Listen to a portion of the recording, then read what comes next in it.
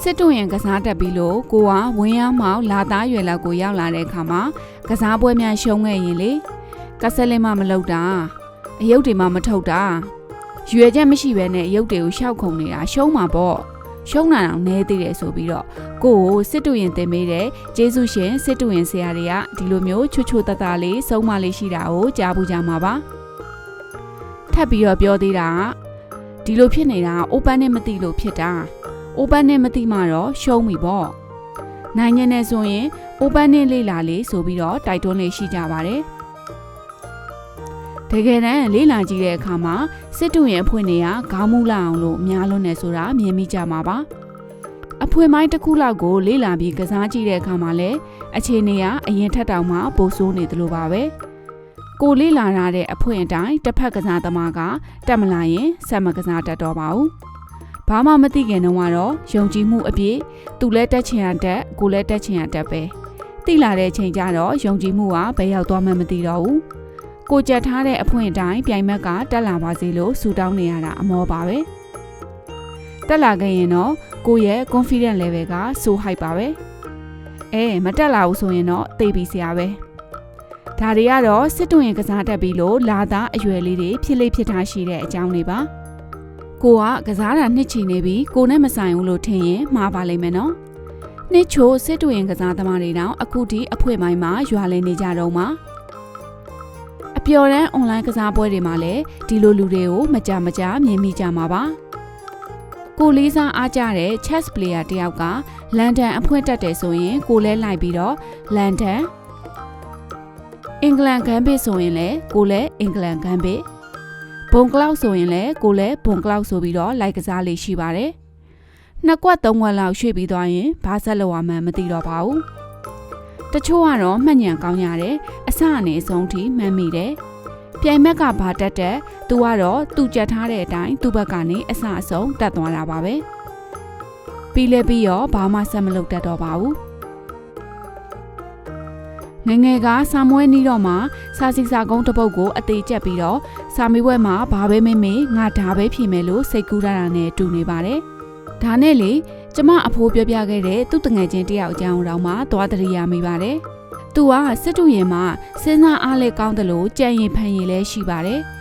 သူကပြည်နယ်နဲ့တိုင်းအသင်းလိုက်စစ်တုရင်ပြိုင်ပွဲခုံတစ်မှာကစားပြီးတော့ခုံစုရလာခဲ့ပါတယ်ရတဲ့စုတွေထဲမှာအဖွင့်မိုင်းနဲ့ပတ်သက်တဲ့ Modern Chess Open နေဆိုတဲ့စာအုပ်တအုပ်လည်းပါလာခဲ့ပါတယ်အဲ့အချိန်ထဲကနေစပြီးတော့သူလည်းတိုင်းလောကကိုပြောင်းပြန်လှန်နိုင်တဲ့တိုင်းကျန်းစာအုပ်တအုပ်ရလိုက်တယ်လို့ပဲတယောက်တည်းကြိတ်ပြီးတော့လေ့ကျင့်နေပါရောဒါပေမဲ့ရည်စရာကောင်းတာကအဲ့စာအုပ်ကြီးရပြီးတဲ့ဟာဝင်ပြိုင်လိုက်တဲ့ပြိုင်ပွဲတွေမှာပထမရဖို့နေသား top 10နဲ့တောင်မှမပါတော့ပါဘူးတဲ့ပြောချင်တာကအဖိုးရဲ့တငယ်ချင်းကစစ်တုရင်ကစားတာမညံ့တယ်လို့စာအုပ်ကလည်းနာမည်ကြီးစစ်တုရင်စာအုပ်ဆိုတာတော်တော်များများသိကြမှာပါရှင်ဒီနေရာမှာသုံးသက်ရရင်တော့အဖိုးတို့ခေတ်ကာလတုန်းကမြန်မာလူရေးထားတဲ့စစ်တုရင်စာအုပ်တွေကရှားပါသလိုသူတို့နေထိုင်တဲ့အရက်ဒေသတွေမှာစစ်တုရင်ကိုစနစ်တကျသင်ပေးတဲ့လူလည်းမရှိပါဘူးအဖွင့်ပိုင်းအခြေခံသဘောတရားတွေကိုနားမလည်ထားတော့အစစ်မြင့်တက်လှမ်းမှုကြံလိုက်တဲ့အခါမှာလှလှနဲ့ဒုက္ခတို့တွေ့သွားကြတာပေါ့ရှင်ဝင်ရတောင်ကောင်းကောင်းမောက်တက်သေးပဲလမ်းလျှောက်ဖို့ပြင်နေဆိုရင်တော့ရှေ့သွားနှစ်ချောင်းကျွတ်ဖို့ပဲရှိပါတော့မယ်ကဲအာလူဖုတ်တာလည်းအများများသွားပါပြီအခုကိုကဘဏ္ဍလာသားပဲဖြစ်ဖြစ်အိုပန်းထဲမှာရွာလည်နေတဲ့သူပဲဖြစ်ဖြစ်စစ်တုရင်ကစားသမားတိုင်းမဖြစ်မနေသိတာတဲ့နဲ့အဖွင့်ပိုင်းအခြေခံသဘောတရားတွေကိုဒီဗီဒီယိုလေးထဲမှာပြောပြပေးသွားမှာဖြစ်ပါတယ်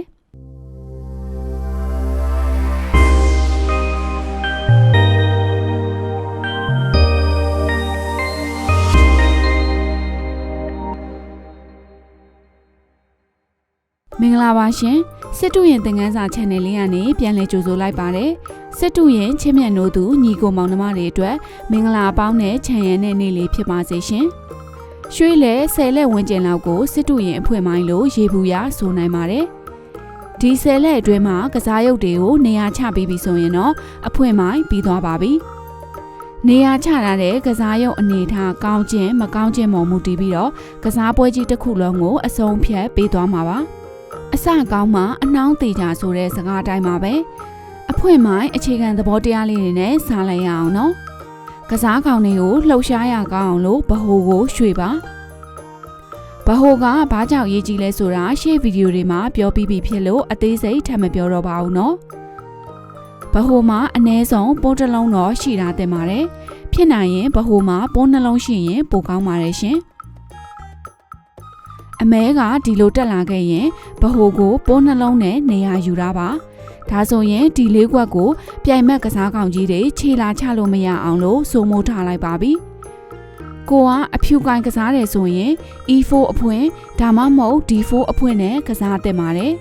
အမဲကိုင်းကစားတယ်ဆိုရင်တော့ E5 အဖွင့်ဒါမှမဟုတ် D5 အဖွင့်နဲ့ကစားတင်ပါတယ်ဒါမှသာကိုယ့်ရဲ့တိုက်ကောင်ကစားရုပ်တွေအတွက်မြန်မြန်လမ်းပွင့်သွားပြီးတော့ဗဟိုကိုစိုးမိုးထားနိုင်မှာပါကစားရုပ်တွေကိုမြန်မြန်အသက်သွင်းမှာလက်ရှိအနေထားမှာဆိုရင်အဖြူဘက်ရောအမဲဘက်ရောတိုက်ကောင်ကစားရုပ်တွေကနောက်တန်းမှာအိပ်ပျော်နေကြပါတယ်သူတို့ကိုမြန်မြန်အသက်သွင်းပြီးတော့တိုက်စစ်ကွင်းနဲ့ပို့ဖို့လိုပါတယ်အဲ့လိုပို့တဲ့အခါမှာလည်းကစားရုပ်တွေတစ်ခုနဲ့တစ်ခုချိတ်ဆက်မိနေဖို့လိုပါတယ်လေထဲမှာမဖြစ်အောင်တက်နိုင်သမျှလုပ်ရပါမယ်ဒါကြောင့်ဘေးရှော့ကိုအရင်ထုတ်တာထက်မြင်းကိုအရင်ထုတ်သင့်ပါတယ်နမူနာအနေနဲ့အလွယ်ပုံစံလေးကြည့်အောင်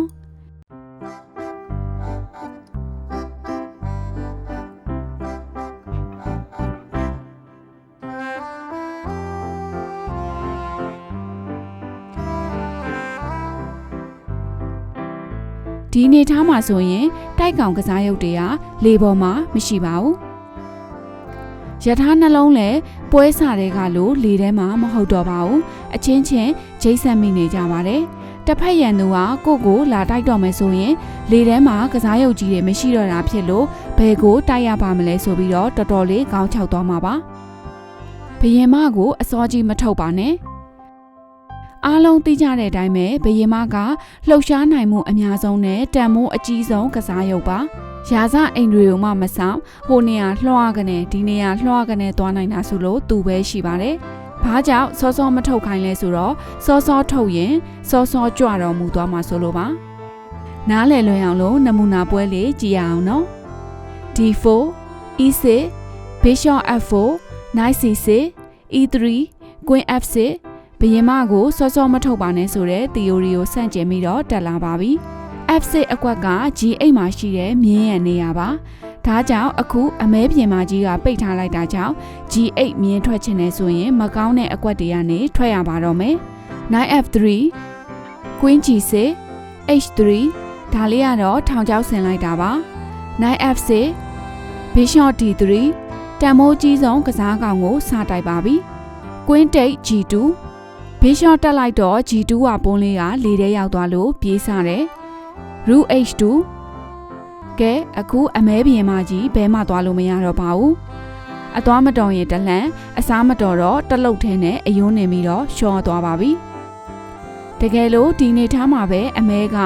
Knight B4 ခုံလာခဲ့တယ်ဆိုရင် Knight A3 Queen E4 C3 Knight C6 Bishop D3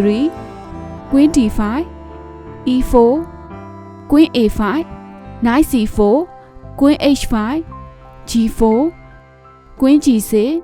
E5 အခုအမဲပြင်မကြီးပြေးစရာမရှိတော့ပါဘူး F5 ဒါလေးပဲကယ်ဖို့ရှိတယ် and person Queen Take F6 Bishop G5 Queen F7 Knight C E5 Knight Take E5 Knight Take E5 နဲ့ဘယင်မရပါပြီဒီလောက်အကွက်တွေအများကြီးရွှေ့ပြီးတော့မှဘယင်မကြီးကိုမဖမ်းမိရင်ဘယ်လိုလုပ်မလဲလို့မေးချင်စရာရှိပါတယ်ပြိုင်မက်ကဘယင်မဒီလိုအစောကြီးထွက်လာတာကိုလိုက်ပြီးအမိဖမ်းစရာမလိုပါဘူးအမိမဖမ်းနိုင်လို့လည်းစိတ်တက်ကြစရာမလိုပါဘူးရှင်လက်ရှိဒီနေထားမှာဘယင်မကြီးကိုဖမ်းလို့မမိဘူးလို့သဘောထားလိုက်ရအောင်ကစားရုပ်တွေကိုရှင်းကြည့်ပါအဖြူရဲ့ကစားရုပ်တွေကတိုက်စစ်ခွင်နဲ့ရောက်နေကြပေမဲ့အမဲရဲ့ကစားရုပ်တွေကအခုချိန်ထိအိတ်လို့ကောင်းနေတော့မှာပဲအဖြူရဲ့ကစားကောင်တွေဘာကြောင့်မလို့တိုက်စစ်ခွင်နဲ့ရောက်နေကြလဲဆိုတော့အမဲရဲ့တန်မိုးကြီးကစားကောင်ကိုတိုက်ရင်းနဲ့ထွက်လာကြလို့ပါပဲဒါကြောင့်ဘယင်မစောစောထွက်မယ်ဆိုရင်စောစောအတိုက်ခံရတတ်တယ်လို့အခက်မသိရင်ကြပါကြသွားတတ်လို့ဘယင်မကြီးကိုအစောကြီးမထုတ်ပါနဲ့ဆိုတဲ့ theory ဖြစ်လာတာပါရှင်ကစားရုပ်တစ်ရုပ်သေးကိုနှစ်ကြိမ်ထပ်ပို့မရွှေ့ပါနဲ့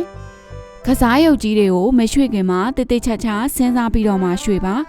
နေရာကောင်းမှတစ်ခါတည်းချပါကစားရုပ်တစ်ခုတည်းကိုနှစ်ခါမရွှေ့မိပါစေနဲ့တေချာမစင်းစားဘဲနဲ့ရွေရွယ်ချက်မရှိဘဲနဲ့ရွှေ့လိုက်ပြီးဆိုရင်တော့ရွှေ့လဲနစ်နာပါတယ်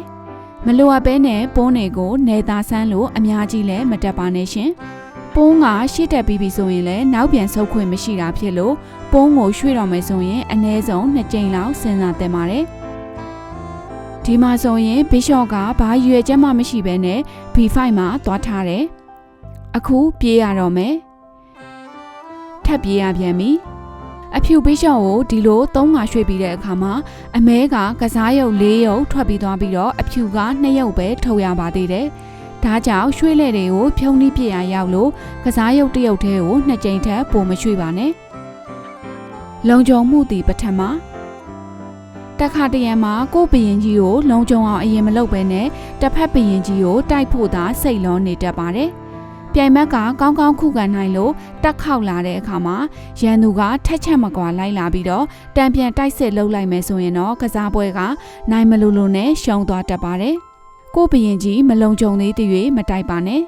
လုံခြုံမှုတည်ပထမပါဖြစ်နိုင်ရင်ရွှေလက်ဆယ်လက်အတွင်းကဆလင်းလုံနိုင်အောင်ကြိုးစားပါ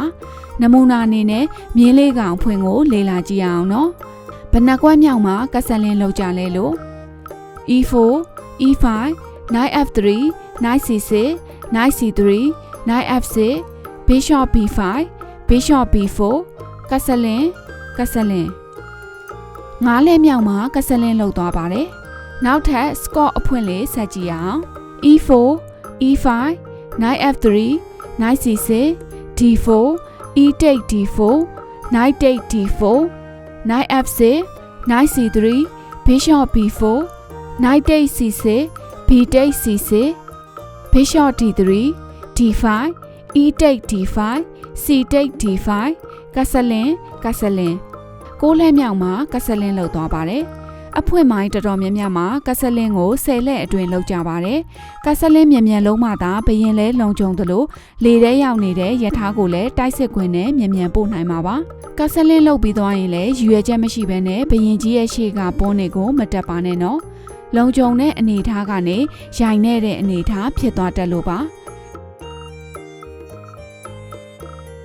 ဒီအနေထားမှာဆိုရင်အဖြူကသူ့ဟာနဲ့သူလုံခြုံနေပါတယ်ဒါပေမဲ့ h3 တက်လိုက်တဲ့အခါမှာတော့ bishop take h3 g take h3 queen take h3 အဖြူရဲ့ဘရင်ကြီးဟင်းလင်းပွင့်အနေထားရောက်သွားတဲ့အပြင်မြင်းကိုစားမယ်လို့ပါချိန်ချောက်ထားပါတယ် queen e2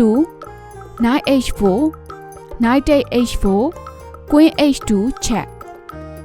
king f1 queen h1 နဲ့မိသွားပါပြီဒါကြောင့်လုံခြုံမှုတည်ပထမဖြစ်သလိုလုံခြုံတဲ့အနေအထားကိုရွေချက်မရှိဘဲနဲ့ရိုင်နဲ့သွားအောင်လည်းမလုပ်သင့်ပါဘူး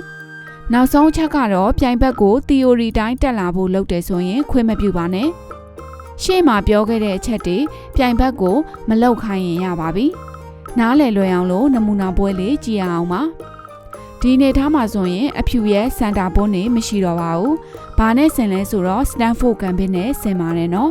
အမဲမှာစန်တာပွန်းရှိပေမဲ့ဗဟိုကိုတက်မလာသေးပါဘူးအဖြူအနေနဲ့ဗဟိုပွန်းမရှိတော့လို့ကစားရုပ်ကြီးတွေနဲ့ထိန်းချုပ်ပါမယ်ပြီးရင်ဒုတိယချက်ဖြစ်တဲ့ကစားရုပ်ကြီးတွေကိုအသက်သွင်းပါမယ်